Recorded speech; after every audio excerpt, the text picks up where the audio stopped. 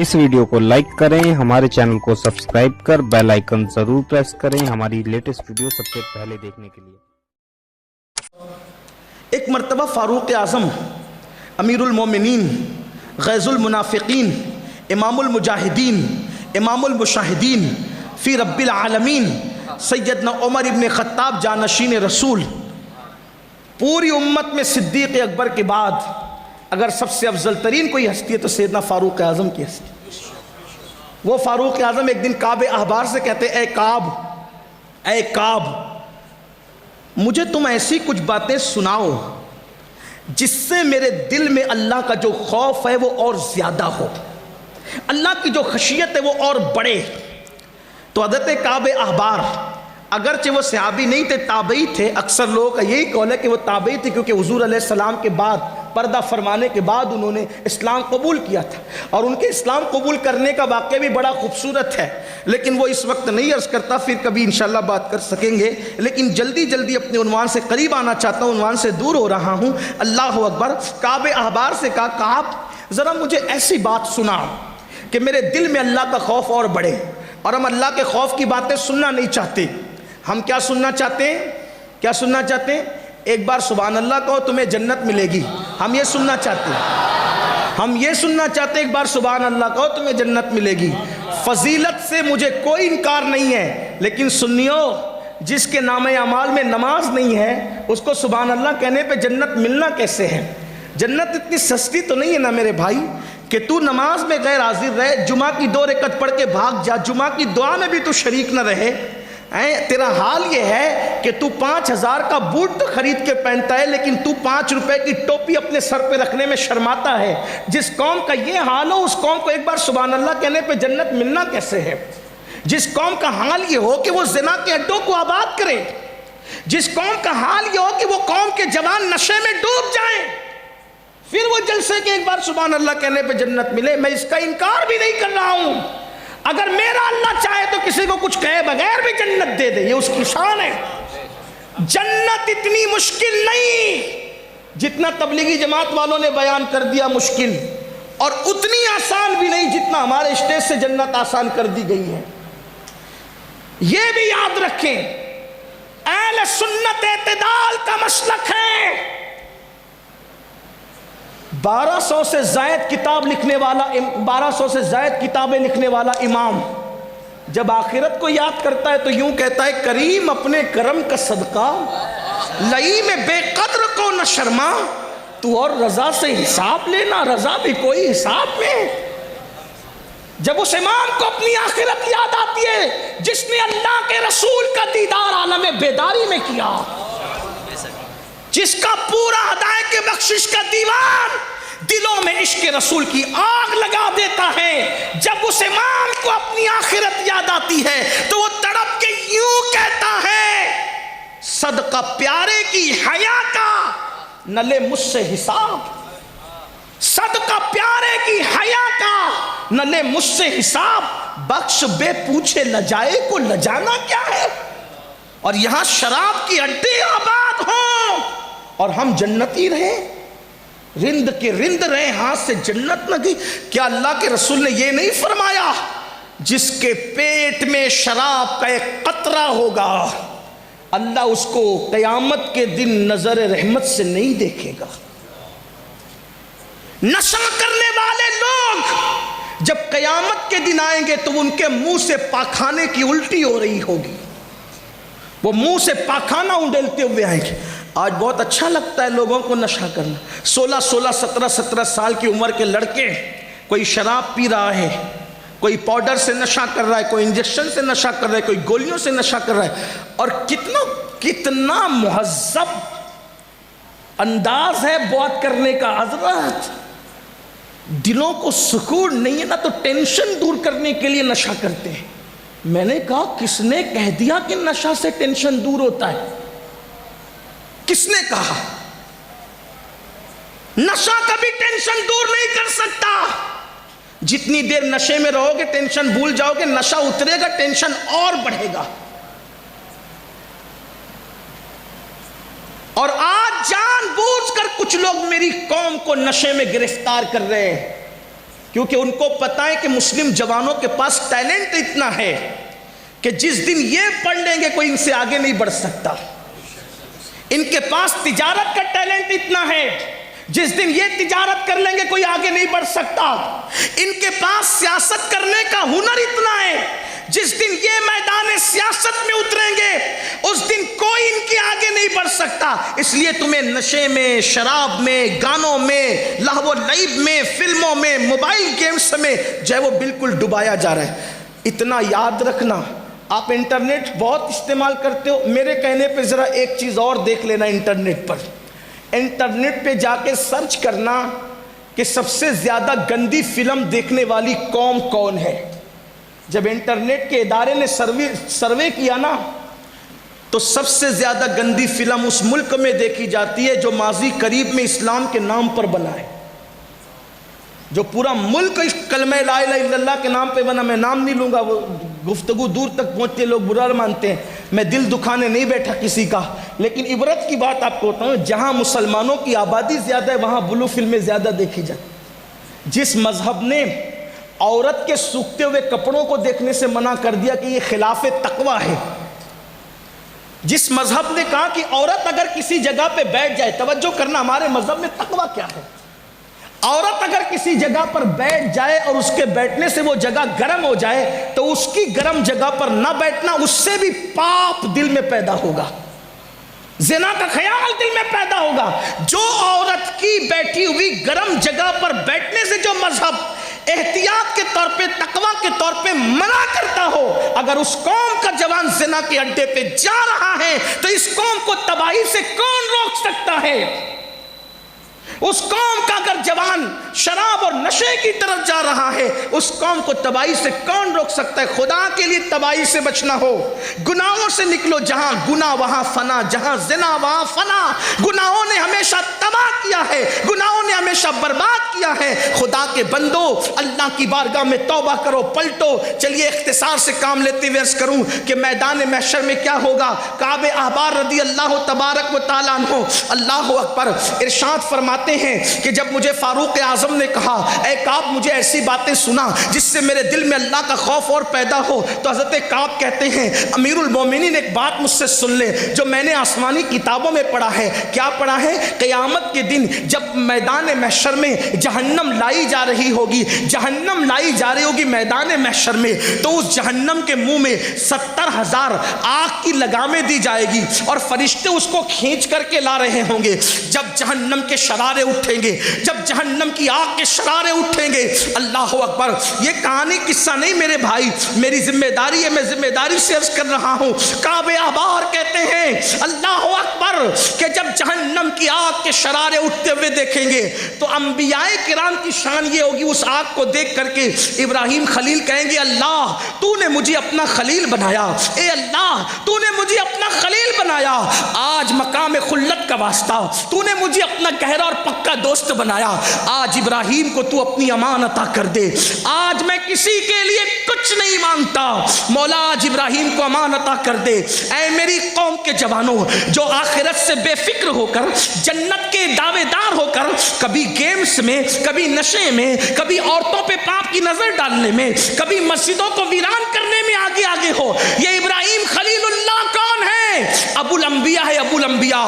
ان کے بعد جتنے نبی پیدا ہوئے سب کے سب ابراہیم علیہ السلام کی اولاد میں پیدا ہوئے. بنی اسرائیل ان کی اولاد میں ہے، بنو اسماعیل ان کی اولاد میں ہے. اور ابراہیم کون ہے؟ کسی مسجد کے متولی نہیں، مسجد کے متولی بن کر اگر آپ کو یہ گھمنڈ ہے کہ مجھے جنت میں جانے سے کون روک سکتا ہے، تو ابراہیم وہ ہے جس نے مسجد نہیں بنائی بلکہ کعبۃ اللہ شریف بنایا، اپنے ہاتھوں سے بنایا، چندے سے نہیں اپنے ہاتھوں سے بنایا، اپنے بیٹے کو لے کر کے بنایا. اور ہم بقرعید کے موقع پر بچڑے کی گردن پہ چھری رکھتے ہیں. ابراہیم وہ ہے جس نے اللہ کی محبت میں اپنے اکلوتے بیٹے کی گردن پہ چھری رکھ کے بتا دیا بیٹا عزیز نہیں ہے، پیار تجھ سے ہے. بیوی کو وادی غیر ذی زرع میں چھوڑ کے بتا دیا بیوی عزیز نہیں ہے، پیار تجھ سے ہے. جتنے ایسے پیار کا اظہار کیا، قیامت کے دن وہ ابراہیم خلیل کہیں گے مولا آج مجھے تیری امان چاہیے، تو مجھے اپنی امان عطا کر.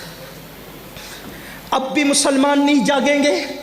جب خلیل اللہ کی یہ شان ہے اس دن پھر موسیٰ کلیم کے بارے میں کعب احبار کہتے ہیں، موسیٰ کلیم اللہ کہیں گے مولا تو مجھے طور پہ بلا بلا کر مجھ سے تو پیار کی باتیں کرتا تھا نا مولا، من جانب الطور الایمن وقربناہ نجیہ، اے موسیٰ طور کے دائیں طرف آ تاکہ ہم تجھ سے سرگوشی کرے جیسا کہ اپنی شان کے لائق ہے، طور کے دائیں طرف آ تاکہ تجھ سے پیار کی باتیں کرے جیسا کہ اپنی شان کے لائق ہے۔ موسیٰ کلیم کہیں گے مولا جو طور پہ بلا بلا کر تو نے مجھ سے پیار کی باتیں کی مولا، میرے اللہ آج موسیٰ کو امان دے دے۔ موسیٰ آج کسی کے لیے کچھ نہیں مانگتا، مجھے میرے لیے امان دے دے۔ یہ قیامت ہے جس کے بارے میں آپ کہہ رہے ہو کہ جو ہوگا دیکھا جائے گا۔ ان لوگوں کو نہیں پتا تھا کیا ہوگا، جن کو سچ پتا تھا کیا ہوگا ان کا یہ حال ہے نا۔ انبیاء کرام کی شان یہ ہے، یہ شان ہے ان کی، مجبوری نہیں کہہ رہا ہوں، شان ہے شان، اس لیے کہ اللہ سے ڈرنا عیب نہیں ہے، اللہ سے ڈرنا یہ اللہ والوں کی شان ہے۔ جس کو اللہ کی جتنی معرفت ہے وہ اتنا زیادہ اللہ سے ڈرنے والا ہے۔ اس دن عیسیٰ کلمۃ اللہ، عیسیٰ روح اللہ کہیں گے مولا تو نے مجھے بن باپ کے کنواری مریم سے پیدا کیا، مولا آج میں اپنی ماں مریم کے لیے بھی کچھ نہیں مانگتا۔ حالات اس وقت کیا ہوں گے کہ عیسیٰ علیہ السلام کہیں گے مولا آج میں اپنی ماں مریم کے لیے کچھ نہیں مانگتا، آج مجھے صرف امان دے دے۔ یہ وہاں انبیاء کی شان ہوگی، یہاں پہ کعب احبار کی روایت ختم ہوئی۔ اب سنیں، جہاں انبیاء اپنے لیے امان مانگیں گے، کسی کے لیے کچھ نہیں مانگیں گے، حتیٰ کہ عیسیٰ کلمۃ اللہ اس وقت اپنی امی کے لیے بھی کچھ نہیں مانگیں گے۔ اس وقت لوگ دیکھیں گے ایک ہستی ہوگی، ایک ذات ہوگی، اپنے لب و لہجے میں کہوں کالی کالی زلف والے، کھلتے رخسار والے، خوبصورت آنکھوں والے، مہکتے پسینے والے،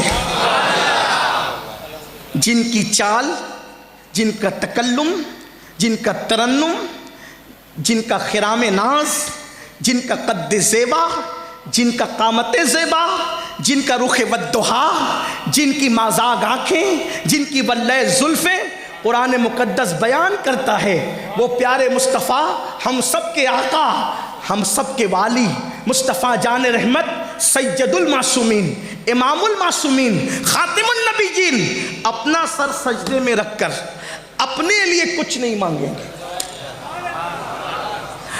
اور انبیاء اپنے لیے مانگ رہے ہیں، اوروں کے لیے کچھ نہیں۔ ہمارا نبی، ہمارا نبی، ہمارا نبی، ہمارا نبی، جس کے بارے میں بریلی کا تاجدار کہتا ہے سب سے اولا وہ اعلیٰ ہمارا نبی، سب سے بالا وہ اعلیٰ ہمارا نبی، اپنے مولا کا پیارا ہمارا نبی، دونوں عالم کا دولہ ہمارا نبی، بجھ گئی جس کے آگے سبھی مشعلیں، شمع وہ لے کر آیا ہمارا نبی، خلق سے انبیاء، خلق سے اولیاء، اولیاء سے رسول، اور رسولوں سے اعلیٰ ہمارا نبی، سارے اچھوں میں اچھا سمجھیے جسے، ہے اس اچھے سے اچھا ہمارا نبی، سارے اونچوں میں اونچا سمجھیے جسے، ہے اس اونچے میں اونچا ہمارا نبی، جس نے ٹکڑے کیے ہیں قمر کے وہ ہے نور وحدت کا ٹکڑا ہمارا نبی، کون دیتا ہے دینے کو منہ چاہیے، دینے والا ہے سچا ہمارا نبی، غم زدوں کو رضا مجدہ دیجئے کہ ہے ہم بے کسوں کا سہارا ہمارا نبی۔ نعرہ تکبیر،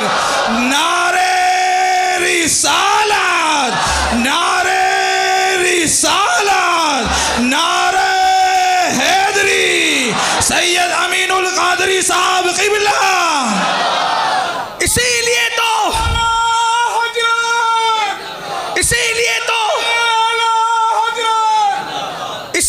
تو ان کے چھوٹے بھائی یہ کہتے ہیں کہ فقط اتنا سبب ہے انعقاد بزم محشر کا کہ ان کی شان محبوبی دکھائی جانے والی،